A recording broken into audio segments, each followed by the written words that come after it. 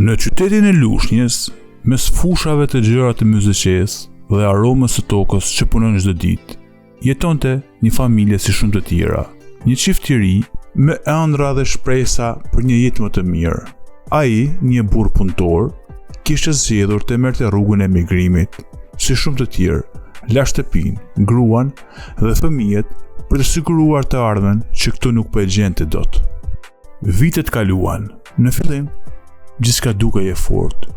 Çdo telefonat ishte me mall. Çdo video nga Italia mbushej me buzëqeshje dhe lotgëzimi. Ai punonte fort, dërgonte para rregullisht, dhe çdo fjalë që i thoshte ndjehej dashuria dhe premtimi, edhe pak, e do kthehen për gjithmonë. Por, edhe pak u bë vite. Jeta në Lushnjë vazhdoi. Fëmijët u rritën dhe ajo, gruaja e tij, nisi të ndjej diçka që s'ia kishte menduar kur vetes, boshllëk.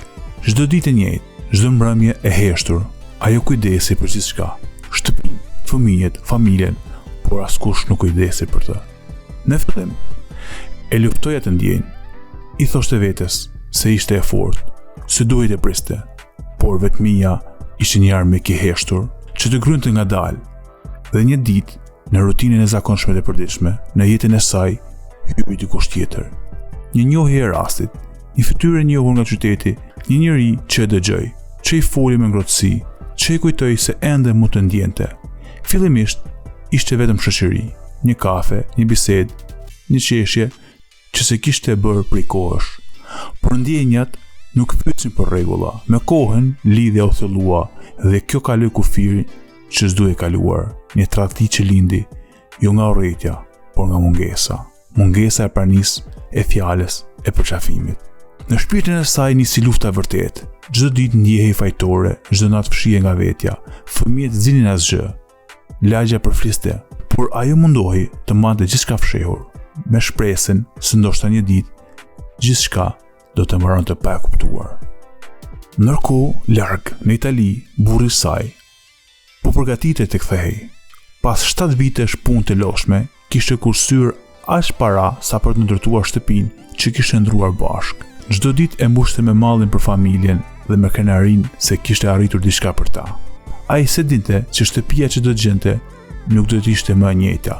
Kur u kthye në Lushnjë, qyteti dukej i pandryshuar, por njerëzit e pandryshe.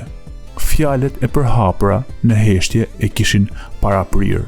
Në shtëpi e priti një qetësi e rëndë, një heshtje që fliste më shumë se çdo fjalë.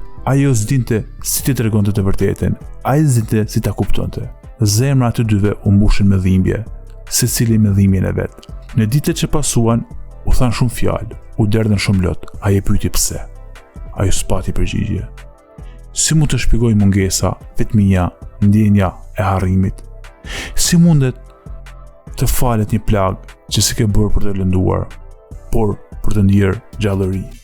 Në fund, ajo zgjodhi të largohej për pak kohë.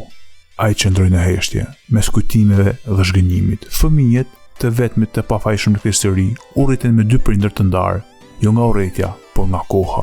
Sepse koha kur zgjatet shumë, i ndryshon njerëzit, dhe dashuria, nëse nuk ushqehet çdo ditë, shuhet. Në Lushnjë sot, ajo histori përmendet ende si kujtesë për ata që duan, por që harrojnë të jenë pranë. Në fund, tradhtia nuk është vetëm një gabim, është një pasojë mungesës, e vetmisë, e lodhjes shpirtërore. Dhe ndoshta, siç thot një fjalë e vjetër muzikare, kur dashuria mbetet vetëm në fjalë, zemra nis të kërkojë tjetër kund.